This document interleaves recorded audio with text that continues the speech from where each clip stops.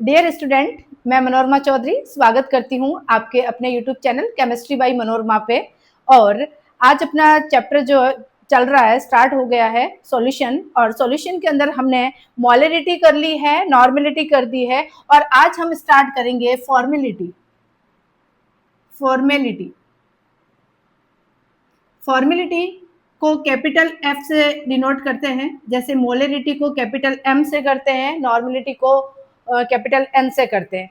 ये भी एक वेट बाई वॉल्यूम परसेंटेज के अंदर आता है। ये एक weight by volume percentage concentration की एक टर्म है और उसी का एक टाइप है फॉर्मेलिटी। और ये वॉल्यूम से अफेक्टेड है, इसलिए ये टेम्परेचर भी, इस टर्म को टेम्परेचर भी क्या करेगा, अफेक्ट करेगा। पहली चीज तो ये पता होना चाहिए। देखो, फॉर्मेलिटी और मोलरिटी में डिफरेंस क्या है। देखिए कि जैसे कि मोलरिटी जो होती है वो मोल की बात करती है। किसकी बात करती है? मोल की बात करती है। जबकि जो फॉर्मेलिटी है वो फॉर्मोल की बात करती है। तो आपको पहले मोलरिटी के अंदर देखिए, जैसे मोलरिटी मोलरिटी है, ये क्या होती है? Number of moles of solute upon volume of solution in litre, ये होती है मोलरिटी। ये क्या है? एन क्या है? ये मोल है। किसके है? सोल्यूट के। और वॉल्यूम किसका है? सॉल्यूशन का। Volume of solution, volume of solution, ठीक है। और ये किसके अंदर है? लीटर के अंदर है। ये आपको पता होना चाहिए मोलरिटी के अंदर। अब देखिए, जब मोलरिटी की टर्म्स और फॉर्मेलिटी की टर्म लगभग कई चीजों में सेम है, तो फिर डिफरेंस कहाँ आता है? देखिए, फॉर्मेलिटी जो है वो आयोनिक कंपाउंड्स जितने भी होते हैं उनके लिए फॉर्मेलिटी वाली टर्म यूज करते हैं। वो जैसे शादी होती है ना, तो शादी के अंदर क्या होता है, जब फूफा नहीं, फूफा नहीं, फूफा जी, फूफा जी, मासा जी, तो इन लोगों को क्या करता है, अपने को स्पेशल ट्रीटमेंट देना पड़ता है, इनको स्पेशल अटेंशन देना पड़ता है। क्यों? कि वो पूरी शादी के अंदर वो अलग से दिखे, उनको अलग से, उनको अपना अटेंशन रखे, उनको स्पेशल ट्रीट किया जाता है। और इसी तरह से ये फॉर्मेलिटी है, वो भी इसके अंदर जो आयोनिक कंपाउंड्स है, देखो आयोनिक कंपाउंड्स के अलावा कई और मॉलिक्यूल्स है जिसके अंदर हम फॉर्मेलिटी की बात करेंगे, मोलरिटी की बात नहीं करेंगे। तो कहने का मतलब है, ये स्पेशल आयनिक कंपाउंड्स के लिए यूज किया जाता है फॉर्मेलिटी। आयनिक कंपाउंड्स कहता है कि मेरा अटेंशन कुछ अलग दिखना चाहिए, मुझे मोलरिटी से मतलब नहीं है, मुझे स्पेशल ट्रीट करिए, तो उसके लिए हमने फॉर्मेलिटी यूज किया। ये स्पेशली आयनिक कंपाउंड्स के लिए होता है। तो देखिए क्या डिफरेंस होता है मोलरिटी के अंदर और फॉर्मेलिटी के अंदर। देखिए, फॉर्मेलिटी बात करता है फॉर्मल, ये मोल की बात करता है। जैसे नॉर्मेलिटी थी, नॉर्मेलिटी के अंदर किसकी बात कर रहे थे? नॉर्मेलिटी के अंदर equivalent, equivalency, equivalent weight upon क्या कर रहे थे? Volume of solution. इसी की चीज, यही चीज था डिफरेंस। मोलरिटी के अंदर मोल की बात कर रहे थे और नॉर्मेलिटी के अंदर इक्विवेलेंट वेट की बात कर रहे थे, ठीक है। तो अब देखिए, तो फिर फॉर्मेलिटी में क्या डिफरेंस आता है? फॉर्मेलिटी किसको कहा जाता है? तो देखिए, number of 4 mole of solute in per 1 litre volume of solution. अब देखिए इसका मतलब है, जैसे मोलरिटी था ना, मोलरिटी क्या है? मोलरिटी बराबर mole upon mole of solute upon volume of solution, ये बात कर रहे थे। इसी तरह से जो फॉर्मेलिटी है वो कैपिटल एम से डिनोट करते हैं और ये होती है फॉर्मोल। ये फॉर्मोल स्मॉल एम होता है, फॉर्मोल। फॉर्मोल ये क्या है? क्या लिखा? Number of formula of solute. ये कौन है? ये सोल्यूट है और ये क्या है? सॉल्यूशन है, ठीक है।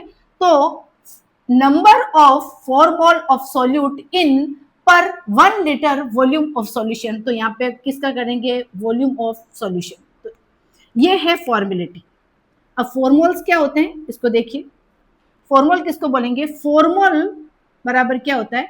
वेट ऑफ सोल्यूट या मास of solute, mass of solute divided bye formal mass of, या फॉर्मल वेट बोलो चाहे formal mass of, formal mass of solute. तो देखिए या फॉर्मल मास की बात कर रहा है, और नॉर्मली जो मोल होता है, मोल क्या होता है, mole equal to mass of solute, mass of solute divided by molecular mass of, molecular mass of solute. ये देखिए, तो डिफरेंस क्या है, कुछ नहीं, देखो mass of solute, mass of solute. तो यहाँ किसकी बात कर रहा है, यहाँ पे यहाँ बात कर रहा है फॉर्मल मास की, जबकि यहाँ पे किसकी बात कर रहा है, मोलिकुलर मास की। ये डिफरेंस है फॉर्मेलिटी के अंदर और मोलरिटी के अंदर। अब देखिए जो फॉर्मल मास होता है ना, ये फॉर्मल मास, ये फॉर्मल मास एक्चुअली क्या होता है, ये होता है ऑब्जर्व्ड, ऑब्जर्व्ड मोलिकुलर मास। और जो मॉलिक्यूलर मास होता है वो क्या होता है, ये होता है थ्योरेटिकल,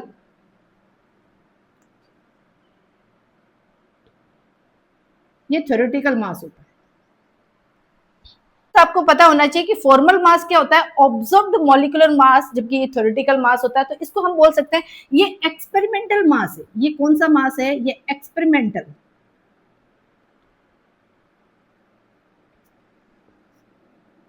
इसको ऑब्जर्व्ड मॉलिक्यूलर मास भी बोलते हैं और इसको एक्सपेरिमेंटल मास भी बोलते हैं। कहने का मतलब है ये एक्सपेरिमेंट से हमें ऑब्जर्व हुआ है, जबकि ये थ्योरेटिकल, जैसे अपन NaCl है तो NaCl का, जैसे हम बोले कि NaCl का मॉलिक्यूलर मास क्या है, तो NaCl सोडियम का कितना होता है 23, क्लोरीन का कितना होता है 35.5, दैट मीन्स ये 58.5। तो ये जो हमने निकाला है ये क्या है, थ्योरेटिकल मास है।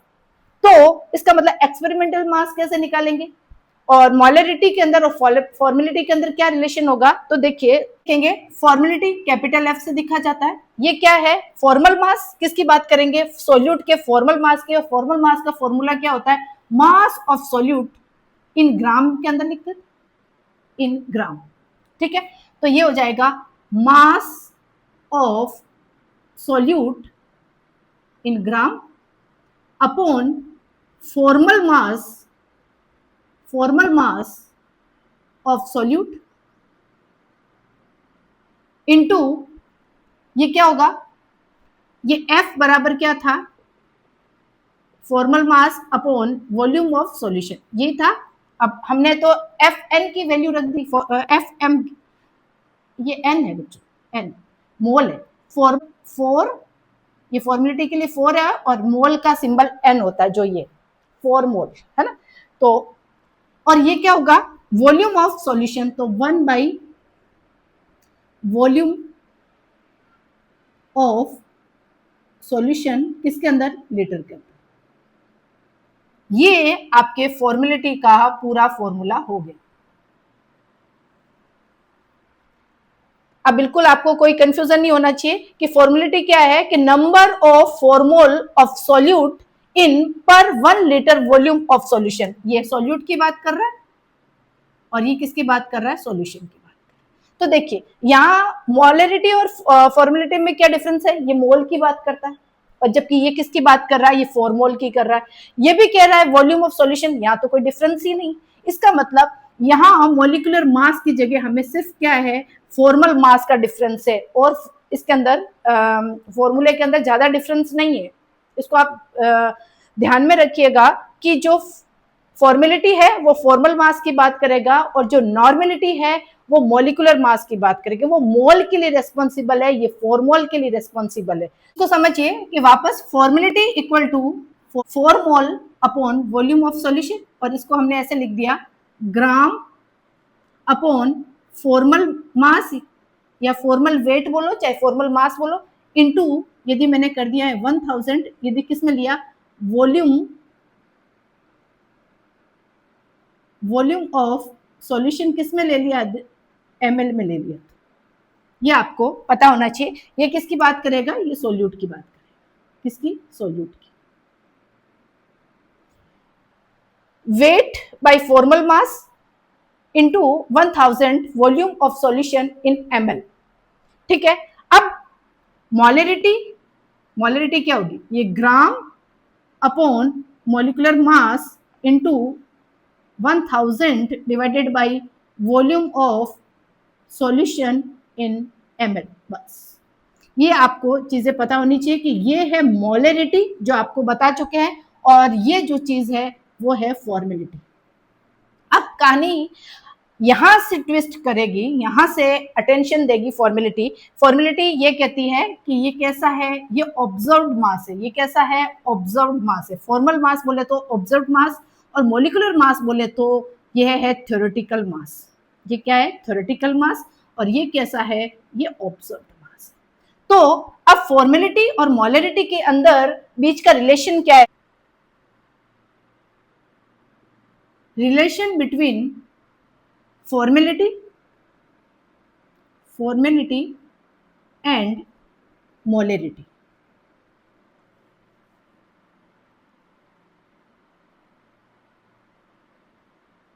अब देखिए, formality equal to gram upon formal mass into 1000 volume of solution in ml, और मोलरिटी क्या हो जाएगी, molarity equal to gram upon molecular mass into 1000 upon ये वॉल्यूम किस में ले लिया, सॉल्यूशन का वॉल्यूम जो ले लिया ml में ले लिया। अब देखिए इसके बीच का रिलेशन फॉर्मेलिटी वर्सेस मोलरिटी, इसका बीच का रिलेशन देखिए। फॉर्मेलिटी को रखें तो देखो, फॉर्मेलिटी को पहले लिखते हैं ग्राम अपॉन मॉलिकुलर मास, पहले इसको लिख देते हैं, सॉरी फॉर्मेलिटी है ना formal mass, formal mass into 1000 into volume किसमें, ml, डिवाइडेड बाई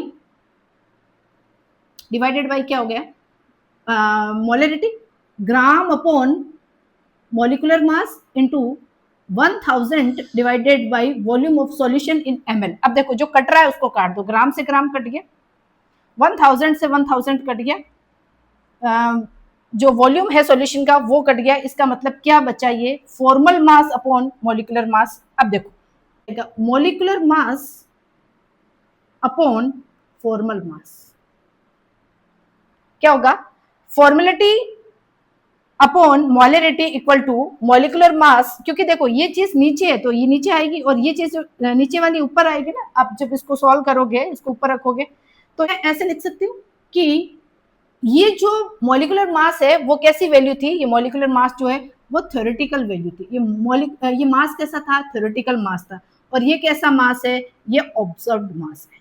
इसका मतलब ये हो गया थ्योरेटिकल मास अपॉन ऑब्जर्व्ड मास। ये देखो दोनों के बीच का रिलेशन, मोलरिटी और फॉर्मेलिटी के अंदर ये रिलेशन है कि मॉलिक्यूलर मास अपॉन फॉर्मल मास। मॉलिक्यूलर मास कैसे फाइंड आउट करते हैं, ये थ्योरेटिकल हम डाटा ऐसे जो भी दे रखा कंपाउंड उसको देखकर अपन वेट निकाल सकते हैं। और ये क्या होता है, फॉर्मेलिटी एक ऑब्जर्व्ड मास होता है। और फॉर्मेलिटी किसके लिए यूज होता है, आयनिक कंपाउंड्स के लिए, equal to theoretical mass upon observed mass. अब ये क्या चीज हो गई भैया, इसको क्या बोलेंगे, और यहां से एक नया रिलेशन आएगा जिसको बोलते हैं वांट ऑफ फैक्टर। क्या बोला जाता है, want of factor. Want of factor को किससे डिनोट करते हैं, आई से। यह है वांट ऑफ फैक्टर। ये क्या होता है, ये वांट ऑफ फैक्टर, इसका मतलब मैं ऐसे लिख सकती हूँ, ये वांट ऑफ फैक्टर होता है theoretical mass upon molecular observed mass का रेशियो। तो मैं इसको ऐसे भी लिख सकती हूँ कि formality upon molarity equal to I बोले तो वांट ऑफ फैक्टर। तो यदि मुझे फॉर्मेलिटी फाइंड आउट करनी है तो मैं कैसे करूंगी, देखिए फॉर्मेलिटी ये क्रॉस मल्टीप्लिकेशन, तो ये हो जाएगा formality equal to molarity into want of factor. बहुत ज्यादा इंपॉर्टेंट है ये रिलेशन सबसे ज्यादा इंपॉर्टेंट है। ये फॉर्मेलिटी और मोलरिटी का बीच का डिफरेंस है कि फॉर्मेलिटी जो आपका वांट ऑफ फैक्टर है उसको मोलरिटी से इनटू करते हैं या मल्टीप्लिकेशन करते हैं तो आपको फॉर्मेलिटी मिलती है। 2.44 gram of benzoic acid is dissolve in benzene to form 500 ml solution, then find out the molarity and formality. इसका मतलब है इस क्वेश्चन के अंदर आपको मोलरिटी भी फाइंड आउट करनी है और आपको फॉर्मेलिटी भी फाइंड आउट करनी है। तो देखिए पहले चीजें तो अपने को समझ में आ जाना चाहिए, क्वेश्चन के अंदर कौन सोल्यूट है और कौन सॉल्वेंट है। अब देखिए ये बोले 2.44 ग्राम ऑफ बेंजोइक एसिड, इसका मतलब ये कौन है, ये है सोल्यूट। कौन है, सोल्यूट। अब क्या बोल रहा है, इज डिसॉल्व इन बेंजीन, इसका मतलब बेंजीन क्या है बच्चे, या बेंजीन एज ए सॉल्वेंट, कौन है, solvent. To form solution 500 ml, इसका मतलब सॉल्यूशन कितना बना है, सॉल्यूशन का वॉल्यूम कितना दे रखा है, 500 ml। आपको पहले क्वेश्चन समझ में आना चाहिए, कौन सोल्यूट है, कौन सॉल्वेंट है, कौन सॉल्यूशन है। आपको ये चीजें आपको क्वेश्चन के अंदर पढ़ना आ जाएगा तो आपको कोई दिक्कत नहीं। इसका मतलब ये कह रहा है बेंजोइक एसिड होता है बच्चों, इसको बोलता है, ये बेंजीन है और यहाँ पे COOH, ये बोल रहा है ये बेंजोइक एसिड है और इसको किस में डिसोल्व कर रहे हैं, इसको बेंजीन में डिसोल्व कर रहे हैं। इसका मतलब ये कौन है, ये सोल्यूट है और ये कौन है, बेंजीन, सॉल्वेंट है। क्लियर है। अब देखिए, अब इसके अंदर मोलरिटी भी पूछ ली इसने और फॉर्मेलिटी भी पूछ ली। अब क्वेश्चन के अंदर ट्विस्ट कहाँ आएगा, आपको देखो दोनों क्वेश्चन फॉर्मेलिटी का और मोलरिटी का साथ करवा रही हूँ ताकि कोई कंफ्यूजन नहीं। यहाँ देखिए, यदि मैं यहाँ पे बोलती कि ये जो बेंजोइक एसिड है इसको मैं वाटर के अंदर इसको डिसोल्व करती, तो देखिए यदि बेंजोइक एसिड को, कोई भी एसिड को वाटर के अंदर डाला जाता है तो वो H+ और OH आयन में, या फिर उसके अंदर H+ आयन देगा।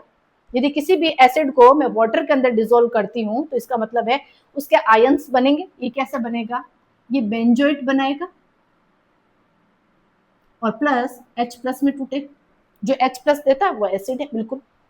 लेकिन यहाँ पे एक्चुअल में क्वेश्चन में क्या बोला है कि इस बेंजोइक एसिड को किस में डाल रहे हैं हम, बेंजीन के अंदर डाल रहे हैं। इसका मतलब क्या, जब कभी भी बेंजोइक एसिड को बेंजीन में डिसोल्व किया जाता है तो उसके आयन्स नहीं बनते, उसके फॉर्मेलिटी के अंदर यही डिफरेंस है, उसके आयन्स नहीं बनेंगे। इसका मतलब क्या होगा, वो उस सॉल्वेंट के अंदर डाइमराइज हो जाएगा। और क्यों हो जाएगा, देखिए ये बेंजोइक एसिड है, बेंजोइक एसिड ऐसे बनाओ बेंजीन को, चाहे सुला दो चाहे खड़ी कर दो, कोई दिक्कत नहीं है अपने को, ठीक है। ये बेंजोइक एसिड है, एक्चुअल में इसका फॉर्मूला ये है, ये बेंजोइक एसिड है, बस ये खड़ा है, इसको सुला दिया मैंने, क्या तू रेस्ट कर। अब इसके मतलब इसको बेंजीन में जैसे डाला ना तो ये क्या करेगा, एक बेंजोइक एसिड दूसरा है, ये बेंजोइक एसिड है, दोनों बेंजोइक एसिड। अब देखो इन दोनों के बीच में कौन सी बॉन्डिंग आ जाएगी बच्चों, हाइड्रोजन बॉन्डिंग। और हाइड्रोजन बॉन्डिंग की वजह से बेंजोइक एसिड बेंजीन के अंदर डाइमराइज हो जाएगा, मतलब ये डबल हो जाएगा। और उसका कारण कभी भी पूछे तो आपको बताना है हाइड्रोजन बॉन्डिंग।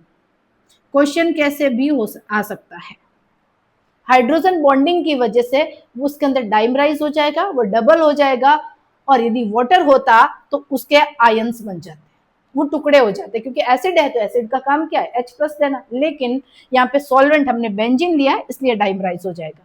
तो एक्चुअल में ये क्या है, ये फॉर्मल मास, ये फॉर्मेलिटी के लिए बात करेगा, ये फॉर्मल मास की बात करेगा। किसकी बात करेगा, फॉर्मल मास। जो क्या होगा, जो मॉलिक्यूलर मास होगा ना, मॉलिक्यूलर मास तो सिर्फ किसका देखते हैं, मॉलिक्यूलर मास तो सिर्फ बेंजोइक एसिड का देखते हैं। लेकिन यदि बेंजोइक एसिड डाइमराइज हो गई बेंजीन के अंदर तो वहां फॉर्मल मास आएगा। कहने का मतलब है मॉलिक्यूलर मास का डबल हो जाएगा, यही डिफरेंस है। तो हम इस क्वेश्चन को सॉल्व करते हैं। देखिए इसका मतलब हमें सबसे पहले क्या निकालना है, पहले निकालनी है मोलरिटी। अब देखिए, अब हमें यह तो पता चल गया कि बेंजोइक एसिड डाइमराइज होगा बेंजीन के अंदर, ओके। अब मोलरिटी का फॉर्मूला क्या होता है, मोलरिटी इक्वल टू ग्राम या मास of solute upon molecular mass of solute, ये इनटू 1000 या ml में दे रखा ना क्वेश्चन, तो 1000 कर दिया, और वॉल्यूम ऑफ सॉल्यूशन। कोई डाउट, मेरे हिसाब से कोई डाउट नहीं होना चाहिए। अब देखिए ये किसकी बात करेगा, ये करेगा सोल्यूट की, किसकी, सोल्यूट की। अब सोल्यूट दे रखा है, ग्राम में दे रखा है, बिल्कुल दे रखा है, कितना 2.44 ग्राम, ओके। मॉलिक्यूलर मास क्या होता है, देखो बेंजोइक एसिड होता है C6H5COOH, ये बेंजोइक एसिड। एक कार्बन का होता है 12 6 कार्बन है, इंटू 6 कर दो। हाइड्रोजन के 5 है और कार्बन 12, कितने ऑक्सीजन 2, एक ऑक्सीजन के 16 होते हैं, तो 2 के 32 और एक हाइड्रोजन का हो गया 33। तो इस तरह से 122। बेंजोइक एसिड का, जो बेंजोइक एसिड है उसका मॉलिक्यूलर मास है 122। कितना है? 122। हम यहाँ पे लिख देते हैं मॉलिक्यूलर मास, क्योंकि मॉलिक्यूलर मास क्या है? एक थ्योरेटिकल मास जिसको अपन फाइंड आउट कर सकते हैं। हमें एटॉमिक मास पता है तो मॉलिक्यूलर मास निकाल सकते हैं, कोई दिक्कत नहीं, कर लिए। Into 1000, okay, upon volume of solution कितना है? वॉल्यूम ऑफ सॉल्यूशन आपको दे रखा है 500 ml, ओके। 5 से 5 कटा, नहीं सॉरी 0 से 0 कटा, ये काट दिया, जो कट रहा है उसको काट। अब देखिए इसको काटा, 2 बार हो गया। अब देखो यहां से पॉइंट हटाया, कितने पॉइंट हटाए? 2, तो मैं ऐसे लिख सकती हूँ इसको, इंटू 100, यहां से 2 पॉइंट हटे, 2 0 आ गए। अब देखो अब क्या आ गया? 244 इंटू 2 अपॉन 122 इंटू 100, यही हुआ। अब देखो इसको इससे काटा, काट दिया भैया, 2 बार गया, तो इसका मतलब ये क्या हो गया? 4/100। इसका मतलब इसको काटो, 2/50, 1/25, इसका मतलब 0.04, कितना आ गया? 0.04। अब हमने क्या निकाली? मोलरिटी, तो इसकी यूनिट क्या हो जाएगी? मोल पर लीटर। क्या हो जाएगी? मोल पर लीटर, क्योंकि ये क्या है? मोल है। वॉल्यूम किस में? ये ml में, तो अपने लीटर में कन्वर्ट कर दिया, तो इसकी यूनिट होगी मोल पर लीटर। इसका मतलब मोलरिटी हमने फाइंड आउट कर ली 0.04। इसको आप नोट डाउन कर लीजिए, स्क्रीनशॉट ले लीजिए, इसको मिटा रही हूं ताकि अपने को फॉर्मेलिटी निकाल सके। क्लियर है? ये इसका मॉलिक्यूलर मास है, इसमें कोई आपको गड़बड़ नहीं होनी चाहिए बच्चों। मोलरिटी कितनी मिल गई अपने को? मोलरिटी मिल गई 0.04 मोल पर लीटर। क्लियर है? इसका मतलब मोलरिटी हमने फाइंड आउट कर ली। अब देखो फॉर्मेलिटी, अब देखो फॉर्मेलिटी अपॉन मोलरिटी होता है इक्वल टू क्या होता है कि थ्योरेटिकल मास अपॉन ऑब्जर्व्ड मास, यही तो होता है। और देखिए, और इसको हमने क्या लिखा? देखिए इसको हमने क्या बोल दिया? वांट ऑफ फैक्टर, आई बोला था, कोई डाउट नहीं होना चाहिए। तो देखिए हमें अब फाइंड आउट क्या करनी है? फॉर्मेलिटी। तो फॉर्मेलिटी बराबर क्या हो जाएगा? मोलरिटी इंटू आई। अब आई कैसे पता करेंगे? देखो ये आई है, इसको कैसे पता करेंगे? थ्योरेटिकल वैल्यू हमने निकाली थी बेंजोइक एसिड का, कितना होता है? थ्योरेटिकल मास कितना निकाला था? 122। क्या है? 122, यही निकाला था। अब देखिए ऑब्जर्व मास कैसे निकालते हैं? देखो बेंजोइक एसिड को बेंजीन के अंदर डिसोल्व किया, तो बेंजोइक एसिड क्या हो गया? डाइमराइज हो गया, मतलब डबल हो गया। तो इसका जो मोलिकुलर मास भी क्या हो जाएगा? डबल हो जाएगा। तो ये कितना हो जाएगा? 244। इसका जस्ट डबल कितना हो जाएगा? 244। तो ये कितना आ गया? ये 1/2।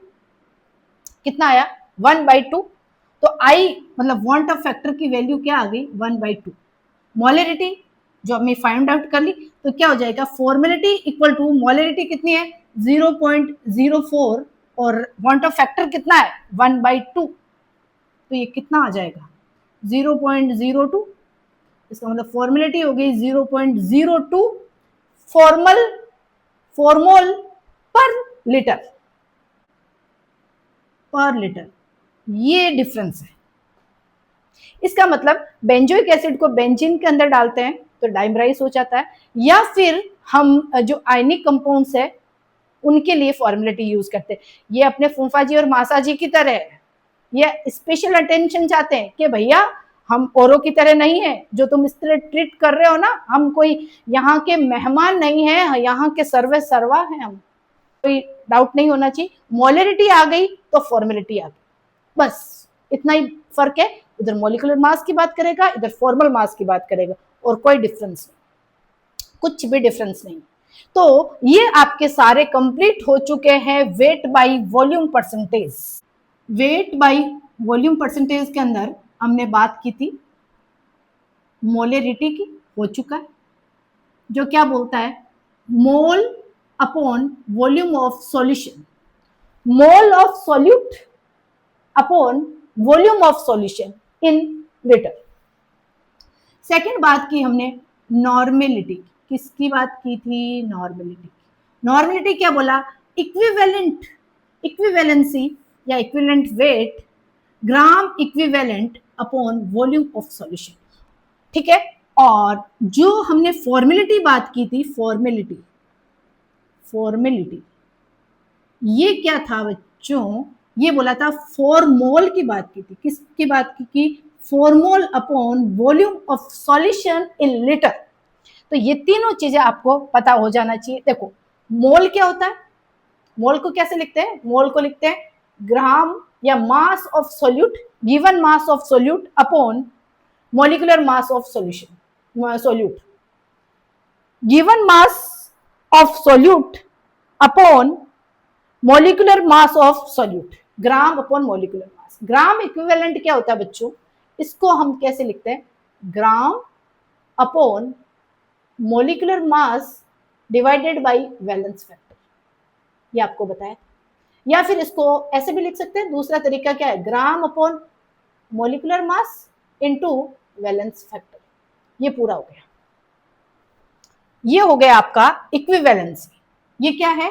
ये मोल है, ये इक्विवेलेंट, ग्राम इक्विवेलेंट है। और फॉर्मेलिटी में क्या होता है? ये होता है क्या? Mass of, given mass of solute upon formal mass of solute. बस यही डिफरेंस है और कुछ नहीं। देखो ये भी वॉल्यूम की बात कर रहा है, ये भी वॉल्यूम की बात कर रहा है, ये भी वॉल्यूम की बात कर रहा है, ये सारे लीटर के अंदर है। बस यहाँ पे मोल आ जाएंगे, मोलरिटी के अंदर मोल आ जाएंगे, नॉर्मेलिटी के अंदर ग्राम इक्विवेलेंट आ जाएगा और फॉर्मेलिटी के अंदर फॉर्मोल आ जाएगा। तो अपना ये कंप्लीट हो गया। और ये सारे के सारे टेम्परेचर इनकी ऐसी तैसी करता है, क्योंकि इनके पास, सबके पास क्या है? वॉल्यूम है। बात कर रहे हैं वेट बाई वेट परसेंटेज, कि सॉल्यूशन भी आप किस में लेंगे? ग्राम के अंदर या किलोग्राम के अंदर लेंगे, और सोल्यूट भी आप किस में लेंगे? ग्राम के अंदर ही लेंगे, मतलब वेट लेंगे। ग्राम लो चाहे किलोग्राम लो, आप पे डिपेंड करता है, ठीक है। क्वेश्चन पे डिपेंड करता है, आप पर भी नहीं करता है। क्लियर है? अब देखिए इसका मतलब है amount of solute in gram upon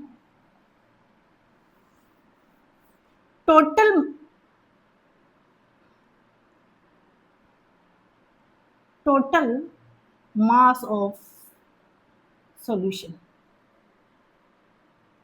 total mass of solution. Clear है? अब इसका मतलब क्या बोल रहा है? ये वेट बाई वेट परसेंटेज, इसको वेट बाई वेट परसेंटेज भी बोल सकते हैं और वेट परसेंटेज, डब्ल्यू परसेंटेज ऐसे भी बोल सकते हैं, क्योंकि सेम ये दोनों की यूनिट। अब देखो इसका मतलब क्या है कि सोल्यूट भी क्या है? आपको सोल्यूट का मास ग्राम में अपॉन सॉल्यूशन, ये दोनों क्या आ जाएगा आपको? ग्राम के अंदर आ जाएगा, सोल्यूट अपॉन सॉल्यूशन। क्लियर है? दोनों का वेट ले रहे हैं, और दोनों का वेट लेने की वजह से वेट पर कभी भी टेम्परेचर अफेक्ट नहीं करता है। इसलिए जो वेट बाय वेट परसेंटेज है ना बच्चों, ये टेम्परेचर को अफेक्ट नहीं करता, independent of temperature. Weight does not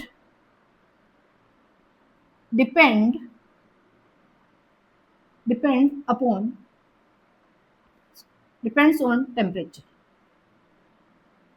ये आपको पता होना चाहिए। अब देखिए वेट बाय वेट परसेंटेज के अंदर फर्स्ट कौन आएगा? फर्स्ट आएगी मोलेलिटी। अरे भैया लीटी कैसे आ गया? देखो यह तुतला जाएंगे। मोलेरिटी जो वेट बाय वॉल्यूम परसेंटेज था, ये लीटी है, ये तुतलाया हुआ है, तोतला ये मोलेलिटी है ना। तो इसको कैसे डिनोट करते हैं? इसको स्मॉल एम से करते हैं, मोलेरिटी को कैपिटल एम से करते हैं। क्लियर है? सेकंड देखिए मोल फ्रैक्शन, कौन सा आएगा? मोल फ्रैक्शन, ठीक है, जिसको किससे रिप्रेजेंट करते हैं? एक्स से। मोल फ्रैक्शन को रिप्रेजेंट किया जाता है एक्स। तीसरा चीज है पार्ट्स पर मिलियन, पीपीएम, पार्ट्स पर मिलियन, पार्ट्स पर मिलियन जिसको बोला जाता है पीपीएम। ये तीन यूनिट है जो वेट बाय वेट परसेंटेज इसके अंतर्गत आता है। तो आप इन तीनों को देख लीजिए, इनसे मुलाकात करते हैं। देखिए, calculate the weight percentage of weight percentage if 20 gram sugar dissolve in 80 gram water। अब देखिए ये क्या कह रहा है, जो चीज फाइंड आउट करनी, wait percentage, weight by wait percentage भी बोल सकते हैं इसको, या वेट परसेंटेज भी बोल सकते हैं, एक ही बात है। क्लियर है? यहां क्या बोल रहा है, 20 ग्राम शुगर, इसका मतलब कितने ग्राम, 20 ग्राम। कम मात्रा में कौन है, सोल्यूट। इसका मतलब ये 20 ग्राम कौन है बच्चों, आपको ऐसे पहले करना आना चाहिए, ये सोल्यूट है। डिजोल्व इन 80 ग्राम वाटर, आपको पता है पानी किसकी तरह काम करता है, पानी करता है सॉल्वेंट की तरह। इसका मतलब 80 ग्राम क्या है, सॉल्वेंट। ये सॉल्यूट है और एक सॉल्वेंट है। और आपको क्या फाइंड आउट करना, आपको वेट परसेंटेज या वेट बाई वेट परसेंटेज आपको कैलकुलेट करना। अब इसका फॉर्मूला तो आपको दे रखा है, इसको मैं वेट परसेंटेज ऐसे फॉर्म में लिख सकती हूँ। अब देखिए यहां क्या बोला, अमाउंट ऑफ सोल्यूट इन ग्राम। अब सोल्यूट है, इसके ग्राम दे रखे, कितने ग्राम है बच्चों, इसके 20 ग्राम, कितने 20 gram, divided by total mass of solution या टोटल अमाउंट या टोटल मास ऑफ सॉल्यूशन। अब देखो यहाँ तो सोल्यूट का दे रखा, सॉरी सॉल्वेंट का दे रखा, हमें तो किसका चाहिए, सॉल्यूशन का चाहिए। तो सॉल्यूशन कैसे बनता है, solute plus solvent two gives solution. अब आपको सोल्यूट कितना दे रखा है, 20 ग्राम दे रखा है, सॉल्वेंट कितना देगा, 80 ग्राम दे रखा है। इसका मतलब आपका सॉल्यूशन कितना बन गया है, 100 ग्राम। ये देखो, solute plus solvent to give solution. आपको सोल्यूट दे चुका है, सॉल्वेंट दे चुका है, और आपको यहाँ पे किसका डाटा फिट करना है, आपको सॉल्यूशन का। इसका मतलब दोनों को ऐड कर लीजिए। तो हम यहाँ पे इसको लिख देते हैं, कितना हो गया सॉल्यूशन, 100। कितने ग्राम हो गया, 100 ग्राम। ये कितने हैं, 20 ग्राम। तो इसका मतलब इसको काटो, और ये कितना हो जाएगा, 1/5। तो ये कितना हो जाएगा, 0.2। इसका मतलब 0. वेट परसेंटेज है ना, इंटू 100 आएगा। ओके ओके ओके, यहाँ पे देखो सबसे ज्यादा मिस्टेक, परसेंटेज आया ना बच्चों, तो यहाँ पे 100 करना है। क्या करना है, 100 करना। तो यहाँ पे भी आपको क्या करना पड़ेगा, 100। तो 100 से 100 कटा, तो इसका मतलब पीछे कितना बचा, 20। इसका मतलब 20 ग्राम आ गया। ली थी, मोले ली थी। जब पहली बार पढ़ा था ना, तो हमें लगा कि टीचर गलत बोल रहा है, शायद टीचर की जीभ लड़खड़ा रही है, तब वो मोले लीती बोल रहा है, मोले लिटी तो ढंग से बोल रहा था। फिर पता चला टीचर तो सही था, हम गलत थे, क्योंकि दो फंक्शन है, एक मोलेरिटी का, एक मोलेलिटी का। इसको किससे डिनोट करते हैं, इसको स्मॉल m से डिनोट करते हैं बच्चों। अब ये क्या बोलता है, देखिए ये वेट बाई वेट परसेंटेज के अंदर आता है। इसको देखिए ये क्या बोलना चाह रहा है, ये बोल रहा है, देखो मोलेरिटी को दिमाग में रखना, सारे कॉन्सेप्ट हो जाएंगे। देखो ग्राम upon molecular mass of solute into 1 upon, देखो ये किसकी बात कर रहा है, मोल की बात कर रहा है, किसके, सोल्यूट के मोल की। ओके, यहां पे देखो आपने मोलरिटी करते हो ना, तो मोलरिटी में आप क्या करते हो, वॉल्यूम ऑफ सॉल्यूशन, क्या लिखते हो, वॉल्यूम ऑफ सॉल्यूशन। लेकिन मोलरिटी के अंदर क्या करोगे, वेट ऑफ सॉल्वेंट, क्या लिखोगे, वेट ऑफ सॉल्वेंट, पानी इन किलोग्राम। जैसे वहां लीटर की बात कर रहे थे, या किलोग्राम के अंदर बात करेंगे, तो वेट ऑफ सॉल्वेंट आएगा, या वॉल्यूम नहीं आएगा। यहाँ पे वॉल्यूम नहीं आएगा, क्योंकि ये वेट बाई वेट परसेंटेज है, वो वेट बाई वॉल्यूम परसेंटेज था, मोलेरिटी। तो यहाँ पे वेट ऑफ सॉल्वेंट आ जाएगा। तो इसको ऐसे लिख सकते हैं, कैसे, यदि ये किलोग्राम है, यदि मुझे ग्राम में लिखना है तो कैसे लिखेंगे, given mass of solute divided by molecular mass of solute, okay, into, यदि आपको किलोग्राम ग्राम के अंदर दे रखा है और किलोग्राम में कन्वर्ट करना, तो भैया इधर आपको 1000 से क्या करना पड़ेगा, इनटू करना पड़ेगा, ये वेट ऑफ सॉल्वेंट इन ग्राम, ये आपको पता होना चाहिए। क्वेश्चन किलोग्राम में दे रखा है तब तो आपको कुछ नहीं करना, ऐसे कैसे छापना, ऊपर कोई 100 नहीं करना, वो तो सॉरी 1000 नहीं करना। लेकिन यदि ग्राम में दे रखा तो भैया आपको किलोग्राम में चेंज करना पड़ेगा। जैसे मोलरिटी के अंदर लीटर में दे रखा था ना, तब तो कोई दिक्कत नहीं, लेकिन यदि ml में दे रखा तो 1000 से करते थे, है ना। तो बस यही कहानी, ये आपकी हो गई मोलिलिटी। अब ये टेम्परेचर से अफेक्ट नहीं होती, क्या नहीं होती है, टेम्परेचर से अफेक्ट नहीं होती। अब उसकी यूनिट थी मोल पर लीटर। ये क्या है, इसको और कैसे लिख सकते हैं, देखो ये क्या है, मोल ही तो है, तो इसको क्या लिख सकते हैं, m बराबर मोल अपॉन यहाँ पे वेट ऑफ सॉल्वेंट किसके अंदर, किलोग्राम के अंदर। ये तो इसको हम ऐसे लिख सकते हैं, मोल पर किलोग्राम, ये इसकी यूनिट होगी। और इसको ऐसे भी रिप्रेजेंट कर सकते हैं, मोल किलोग्राम इनवर्स, ऊपर जाएगा तो माइनस में आ जाएगा ना। ये तो है मोलरिटी, मोलिलिटी। आपको देखो कभी भी क्वेश्चन वाइवा के अंदर पूछ सकते हैं, कोई भी इंटरव्यू हुआ तो पूछ सकते हैं कि मोलरिटी और मोलिलिटी में क्या डिफरेंस है। तो मोलरिटी बात करता है वॉल्यूम ऑफ सॉल्यूशन की, जबकि मोलिलिटी करता है वेट ऑफ सॉल्वेंट की। ये डिफरेंस है और कुछ भी डिफरेंस नहीं। अब इसका देखो, वो वॉल्यूम की बात कर रहा तो या वॉल्यूम किस में था बच्चों, लीटर के अंदर, तो ये तो था मोलरिटी, ये कौन है, मोलिलिटी। ओके, तो इसको कैसे लिख सकते हैं, इसको लिख सकते हैं मोल लीटर इनवर्स। ये है मोलिलिटी और ये है मोलरिटी। क्लियर है, आपको एक भी डाउट नहीं होना, ठीक है।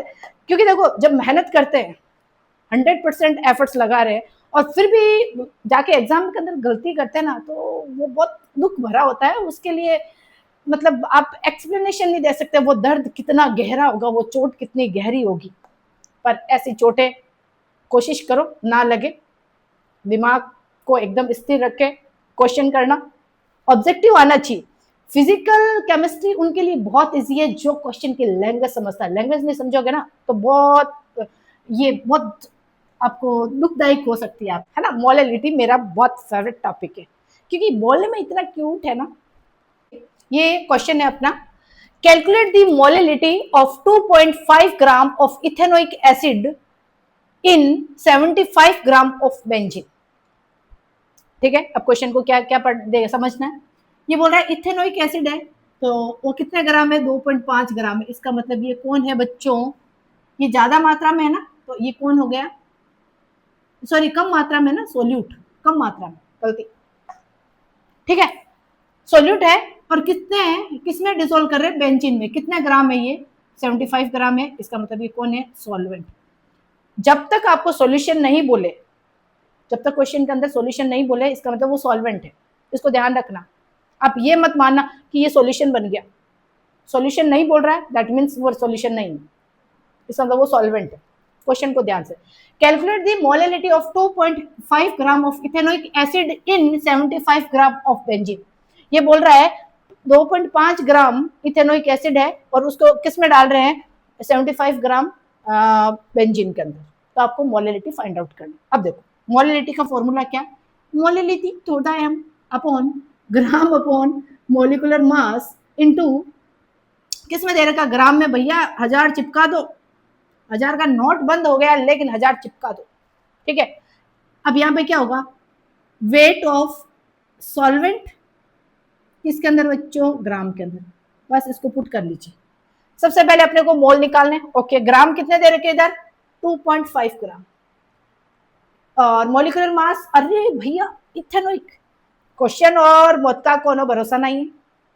वो आपको इथेनोइक एसिड का फॉर्मूला दे भी सकता है, नहीं भी दे सकता। अब तुम हायर क्लासेस में आ गए, आईयूपीएसी तुम्हें आ गई, तो इथेनोइक एसिड, इथेनोइक एसिड कितने कार्बन, 2 कार्बन, 2 कार्बन के लिए इथ, सीओएच के लिए ओइक, तो क्या बन गया, इथेनोइक। अब इसका मिथेनोइक कौन होता है बच्चा, ये फॉर्मिक एसिड को बोलते हैं मिथेनोइक एसिड, इसको ध्यान रखना। ये इथेनोइक एसिड है, 2 कार्बन है, जबकि वो मिथेनोइक एसिड, ठीक है। अब इसका मोलिकुलर मास क्या होगा बच्चों, कार्बन का होता है 12, हाइड्रोजन के कितने, हाइड्रोजन 3 और 1 4, 4 हो गए। और कार्बन कितना है, ये देखो 12, पर ऑक्सीजन कितने, 2, 1 का 16, 16 2 32, कितना हो गया 60, इसका कितना हो गया 60, ओके।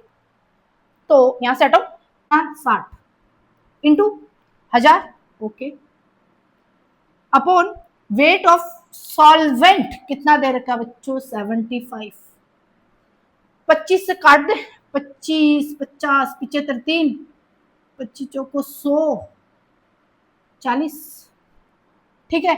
अब इसको यहां से हटाया पॉइंट को, यहां पॉइंट लगा दिया, तो ये कितना हो गया 25 इंटू 40 डिवाइडेड बाई 60 इंटू 30। इसका मतलब इसको काटा 20 आया 2 के पाड़े से, और इसको ये आधा गया 30 हो गया, 5 के पाड़े से कट गया, 5 चौड़ी 25, 6 पंजाणु 30, ठीक है।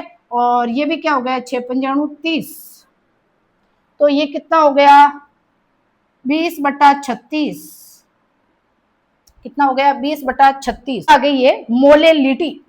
तो ये आपको काटना आना चाहिए कि मतलब क्वेश्चन को सॉल्व करने के लिए आपको काटना पीटना आना चाहिए। देखो भैया आप हमें मुझसे पाप करवा रहे हो, इतने सारे को काट दिया मैंने, है ना, आपके लिए पाप भी करना पड़ रहा है।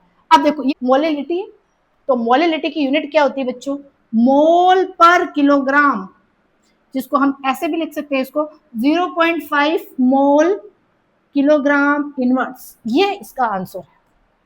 कुछ भी नहीं, क्वेश्चन को समझो, फॉर्मूला याद होना चाहिए, फॉर्मूला में मिस्टेक की, यहाँ सॉल्यूशन कर दिया, कहाँ पे यहाँ सॉल्यूशन कर दिया तो भैया मोलेलिटी बन जाएगी, यहाँ सॉल्वेंट कर दिया और वेट कर दिया तो आपका मोलेलिटी बन जाएगी।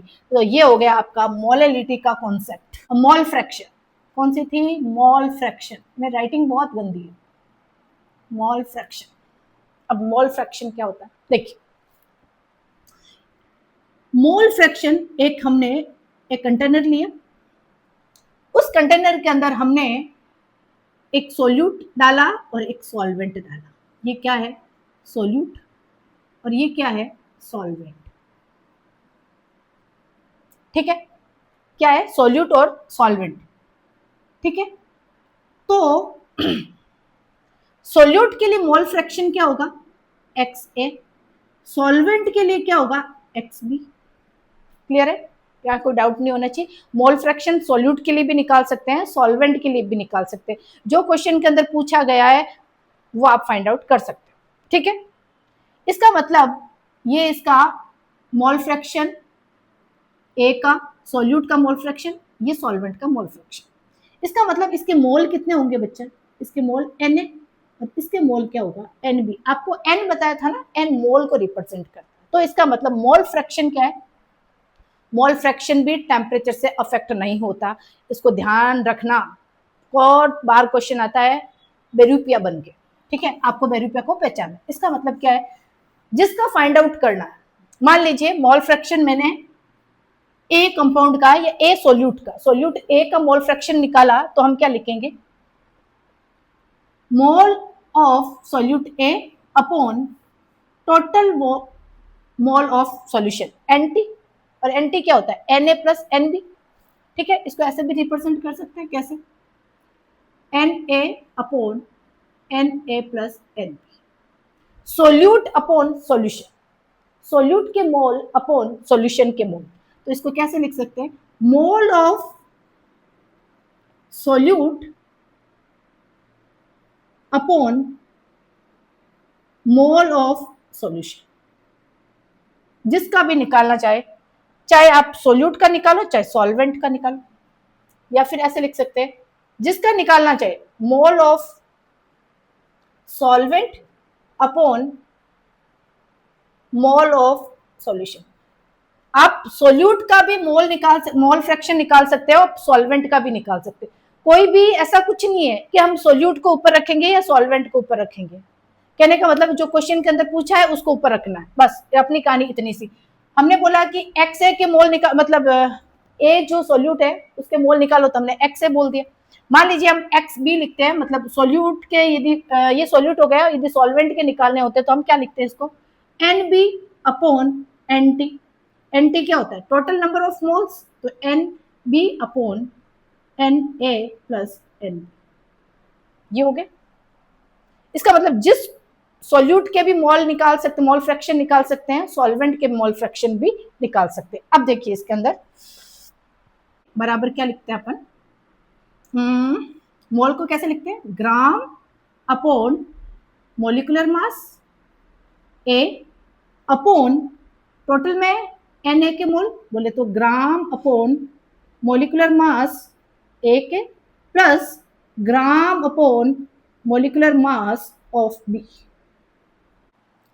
तो इस तरह से हम मोल फ्रैक्शन को सॉल्यूट का है इस तरह से रिप्रेजेंट कर सकते हैं। और इसी तरह से यदि हमें सॉल्वेंट का देना है तो कैसे करेंगे, वही ग्राम upon molecular mass of solute, sorry solvent है तो बी लिख दिया, अपॉन यहाँ पे क्या आएगा टोटल या सॉल्यूशन का मोल, तो हम ये वापस लिख देंगे gram upon molecular mass A plus gram upon molecular mass of B. तो चाहे एक्स ए का निकालो चाहे एक्स बी का निकालो, देखो बाइनरी सॉल्यूशन है तो एक सोल्यूट होगा एक सॉल्वेंट होगा, दो ही सब्सटेंस होंगे, उसको बाइनरी सॉल्यूशन बोला है।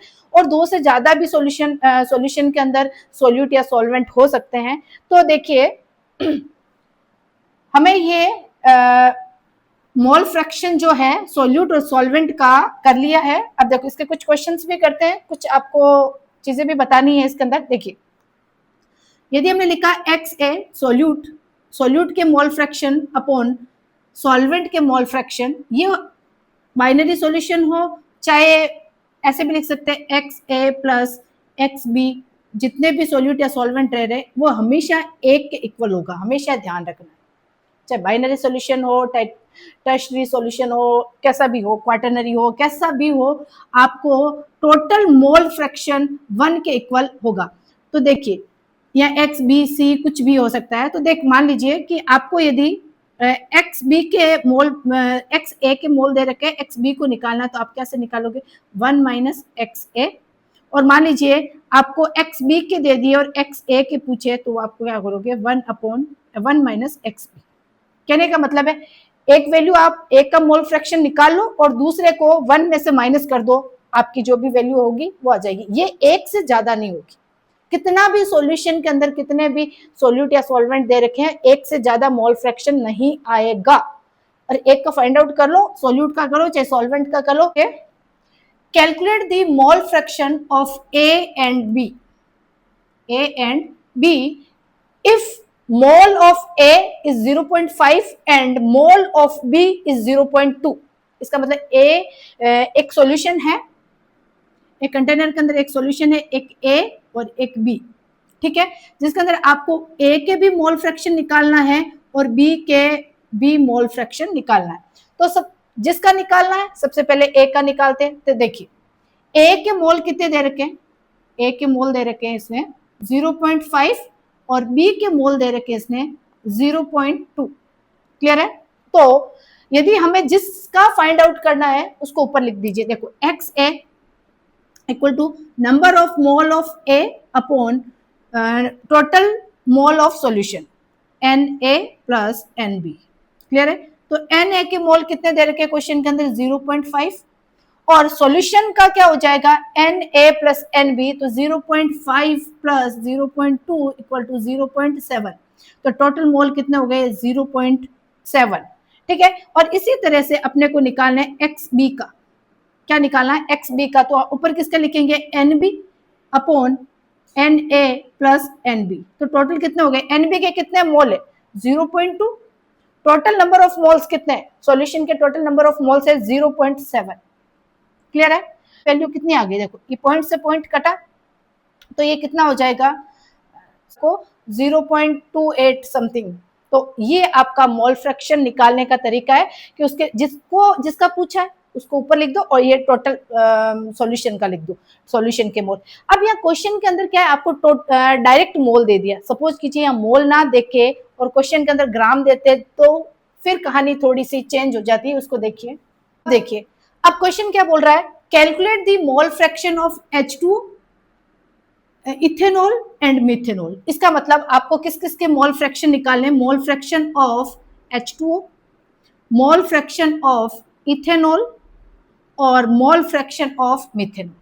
ये आपको क्या करना है, फाइंड आउट करना है, ये आपको फाइंड आउट करना है। अब देखिए अब यहाँ क्वेश्चन में क्या दे दिया, ग्राम, और अभी तो हमने तो मोल से किया था क्वेश्चन, हमने तो ऐसे लिखा था XA बराबर Na upon Na plus Nb, ऐसा ही लिखा था।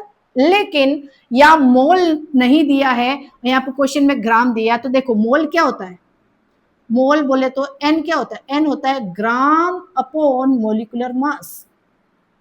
ग्राम ऑफ सोल्यूट या फिर given mass of solute and molecular mass of solute. ठीक है, अब देखिए ये फॉर्मूला है, तो सबसे पहले हम किसका करते हैं, H2O के मोल निकालते हैं। किसके मोल निकालते हैं, H2O के मोल निकालते हैं। इसको थोड़ा सा इधर लिख देते हैं कि मोल क्या होता है, मोल बराबर ग्राम अपॉन मोलिकुलर मास। क्लियर है। अब देखो किसके मोल निकालते हैं, सबसे पहले हम H2O के मोल निकालते हैं। H2O का कितना ग्राम दे रखा है, 36 ग्राम दे रखा है। मोलिकुलर मास कितना होता है H2O का, H2O को ऑक्सीजन के होते हैं 16 और हाइड्रोजन के 2 होते हैं, इसका मतलब 18। तो इसके मोल कितने हो गए, 2। कितने मोल आ गए, 2 मोल हो गए। अब देखिए मोल निकालते हैं हम इथेनॉल के, C2H5OH। कितने ग्राम दे रखे हैं, इसके ग्राम दे रखे हैं 46। और इथेनॉल का मोलिकुलर मास कितना होता है, देखो कार्बन का 12 होता है, कितने कार्बन है 2, तो 24 हो गए, 12 12 24। और ये एक हाइड्रोजन के 1 होता है तो 6 है, तो 6 हो गए, तो 6 और 24 कितने हो गए, 30। और ये कितने हो गए, ऑक्सीजन के कितने हो गए 16, तो ये कितना हो गए 46। तो ये हो गए 46 इसका मोलिक। नेक्स्ट क्या है, मिथेनॉल के मोल CH3OH कितने दे रखे ग्राम, 32 ग्राम। ठीक है, और मिथेनॉल का मोलिकुलर मास कितना हो गया, देखो इसके 12 और ये 4 कितने हो गए 16 और ये ऑक्सीजन एक का कितना होता है 16, तो हो गए ये 16 16 32, तो ये हो गए 32। इसका मतलब इसके मोल कितना है 1, कट गया 1, ये भी 1 और ये हो गए 2। अब अपने को ये बोल रहा है calculate the mole fraction of H2O। तो इसका मतलब है कि ये जो सॉल्यूशन बना है ना, इस सॉल्यूशन के अंदर ये 3 जने हैं, 3 सब्सटेंस है, H2O भी है, इथेनॉल भी है और मिथेनॉल भी है। तो हमें सबसे पहले क्या करते हैं, ये अपन इसके मोल लिख लेते हैं कि इसके मोल 2 है, H2O के मोल यहाँ पे लिख देते हैं, NH2 के मोल हो गए 2, N इथेनॉल के मोल हो गया 1 और मिथेनॉल के भी हो गया 1। ये आप अपनी कॉपी के अंदर उतार लीजिए। अब देखिए, अब हमें सबसे पहले किसके मोल फ्रैक्शन निकालने, H2 के। किसके निकालने, H2। तो number of mole of H2 upon total number of moles H2 plus N methanol plus N ethanol. Clear है। अब देखो H2O के मोल निकालेंगे तो कितने आएंगे, देखो H2O के मोल कितने हैं 2 और ये कितने हुए 2 3 और 4। इसका मतलब क्या हो गया 1/2, इसका मतलब 0.5, यही हुआ। इसका मतलब H2O के मोल निकल गए, कितने में निकल गए 0.5। क्लियर है। अब देखिए, अब हम फाइंड आउट करेंगे किसके मोल, इथेनॉल के। X C2H5OH equal to number of moles of ethanol divided by number of total moles of solution। तो यहाँ पे N C2H5OH plus N CH3OH plus NH2।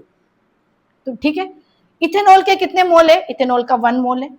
इसका मतलब इसके टोटल मोल कितने हो गए, ये टोटल मोल कितने हो गए 4 हुए ना, 3 1 4। इसके कितने 1, तो 1/4, तो ये कितना हो गए 1/4 हो गए 0.25। अब देखो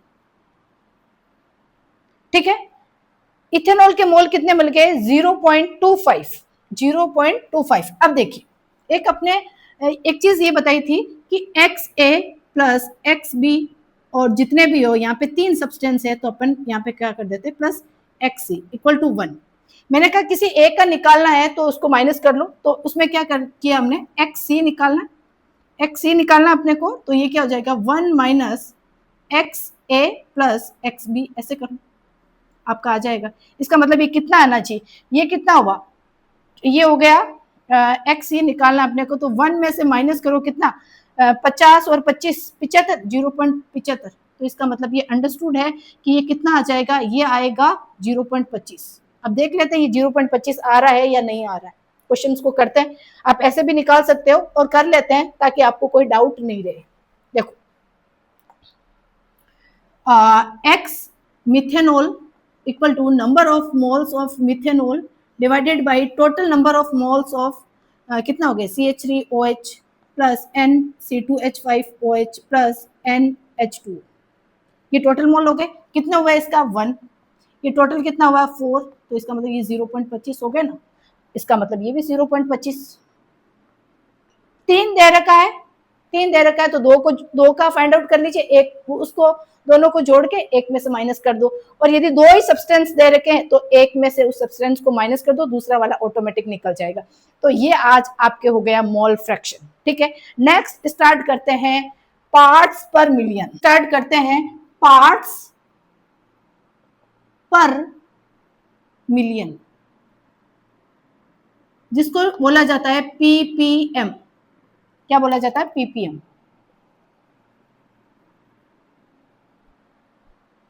अब देखिए ये भी क्या है, वेट बाई वेट है ना, वेट परसेंटेज की तरह ही है। देखो वेट परसेंटेज क्या था, वेट बाई वेट परसेंटेज क्या था कि amount of solute in gram upon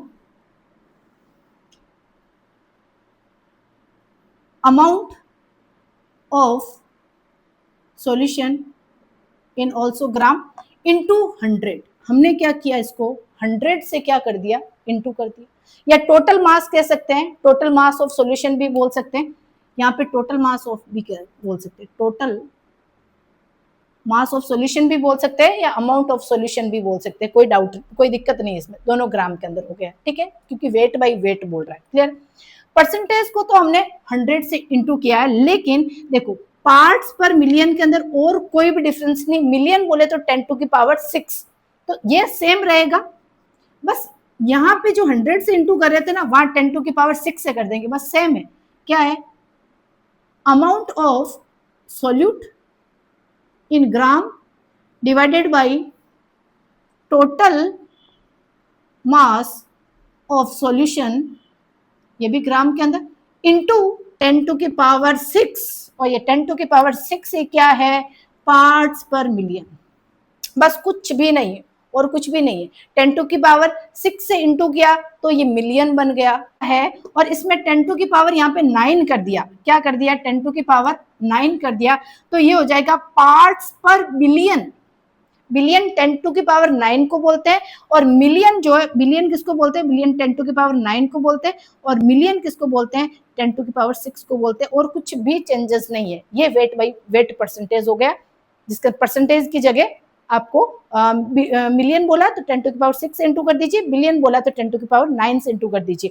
तो आज आपका वेट बाई वेट परसेंटेज हो गया है, जिसके अंदर मोलेलिटी बता दिया है, मोल फ्रैक्शन बता दिया है ना, और पार्ट्स पर मिलियन बता दिया है, और फॉर्मेलिटी बता दिया था जो वेट बाई वॉल्यूम परसेंटेज है।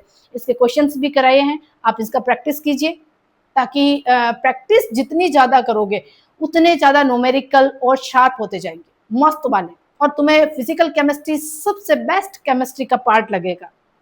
मुझे बच्चों को फिजिकल केमिस्ट्री के अंदर दिक्कत होती है, वो न्यूमेरिकल्स नहीं निकालते हैं, बोर्ड की क्लासेस में तो बिल्कुल ही नहीं निकालते वो लोग, कि कंपटीशन में आता है तो उनको पता है जाएंगे कहाँ, इनसे ही अपने को तो बचेड़ा पड़ेगा, तो ऑब्वियसली अपने को करना ही पड़ेगा। लेकिन ज्यादातर बोर्ड की क्लास के अंदर बच्चे न्यूमेरिकल से भागते हैं, भागिए मत, इनसे मुलाकात कीजिए, इनको समझिए। ठीक है, तो लाइक कीजिए, सब्सक्राइब कीजिए और लोगों तक पहुंचाइए। स्वस्थ रहिए, मस्त रहिए और देखते रहिए आपका अपना YouTube channel chemistry bye Manorama. Thank you for watching.